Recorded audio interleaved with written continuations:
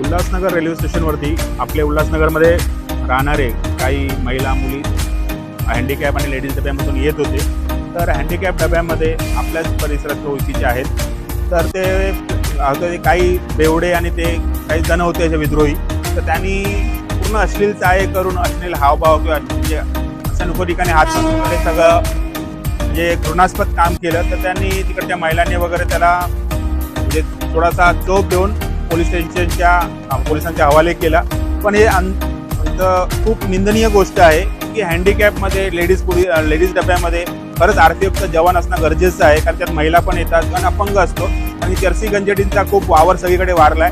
तर आमची पोलीस डिपार्टमेंटकडनं हीच विनंती आहे की त्यांनी यांच्यावरती कडक कारवाई करावी आणि यांनी पुढे असा कुठला गुन्हा करू नये आणि यांच्यावरती ती कारवाई होईल ती बघून दुसऱ्यांनी कोणी असा गुन्हा करण्याचा म्हणजे अजिबात प्रयत्न करू नये अशी आमची त्यांना विनंती आहे। जर म्हणजे आम्ही यायच्या वेळी पोलीस स्टेशनला होते, जर आम्ही